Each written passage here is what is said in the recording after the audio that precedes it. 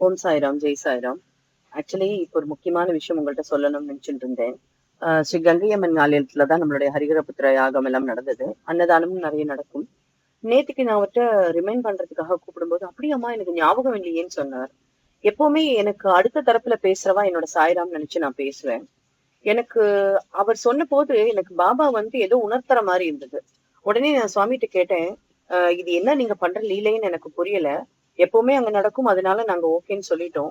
உங்கள்ட்ட கேட்கல. பட் இந்த விஷயத்துல நான் ஏதாவது தப்பு பண்ணேன்னா எனக்கு உணர்த்துங்கோ அப்படின்னு சொல்லிட்டு வேண்டிண்டு சீட்டே போட்டு கன்ஃபார்ம் பண்ணிடலாம்னு சொல்லி நான் சீட்டு போடுறேன்.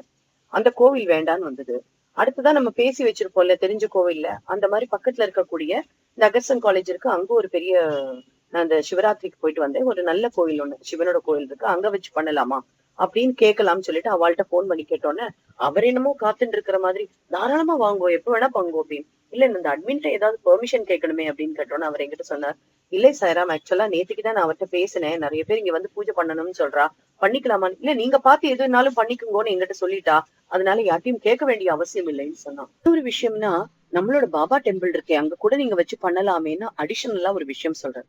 அவர் ஏன் அப்படி சொன்னார் அப்படிங்கிறதுக்கு எனக்கு அப்ப ரீசன் தெரியல. அதுக்கப்புறமா நான் அவர்கிட்ட சொன்னேன், அடுத்தடுத்து வரப்போற யாகங்கள் வேணா நம்ம அங்க வச்சுக்கலாம். முதல்ல ஹயக்ரீவ ஹோமமா இருக்கு. காலேஜ்ல இருக்கக்கூடிய சுவாமி கோயில்ல வச்சோம்னா அங்க படிக்கிற குழந்தைகளுக்கும் யூஸ் ஆகும் இல்லையா? நம்மளுடைய எண்ணம். ஓகே அப்படின்னு நான் அவள்கிட்ட சொல்றேன். ஓகே நீங்க தாராளமா பாபாட்ட கேட்டுட்டே சொல்லுங்க அப்படிங்கிறார். நான் சீட்டு போடுறேன். இங்கேயும் வேண்டாம், அந்த கோயிலும் வேண்டாம் அப்படின்ட்டு. நான் சொன்னேன், லாஸ்ட் மினிட்ல ரொம்ப குழப்புற சுவாமி. நிஜமா என்னால முடியல. எனக்கு உடம்புக்கு வேற முடியல. நீங்க என்ன இப்படி எல்லாம் வச்சு செய்யாதுங்க. எதுவானாலும் கரெக்டா சொல்லுங்க அப்படிங்கும்போது சீட்டு போடு அப்படிங்கிறார். என்ன சீட்டு போடணும்னு எனக்கு புரியல அப்படிங்கிறேன் நான். அப்பதான் அவர் சொன்னது ஞாபகம் வந்தது, நம்ம கோயிலையும் வச்சு பண்ணலாமேன்னு.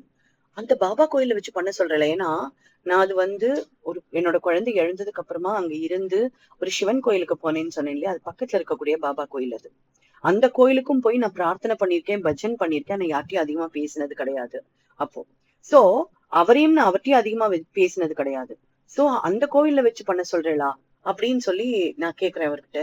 சீட்டு போடு அப்படின்னு வந்தது. திருப்பி சீட்டு போட்டு கேட்கும்போது, ஆமா என்னோட கோவில்ல வை அப்படின்னு சொல்லி உத்தரவு. பயங்கர ஆச்சரியமா இருந்தது. எதையோ ஒண்ணு மாத்தணும்னு நினைக்கிறார். எப்போ எப்படி மாத்தணுங்கிறது அவருக்கு தான் தெரியும். எதனால அதை மாத்தினாருங்கிறதும் நம்மளுக்கு பிற்பாடுதான் தெரியும். இந்த கோயில்ல இருந்து அந்த கோயில், அந்த கோயில்ல இருந்து இந்த கோயில், எல்லா கோயிலையும் ஓகே தான். ஆனா இவர் எதுக்காக பர்டிகுலரா அந்த கோயிலை செலக்ட் பண்ணினார் அப்படிங்கிறது எனக்கு தெரியல.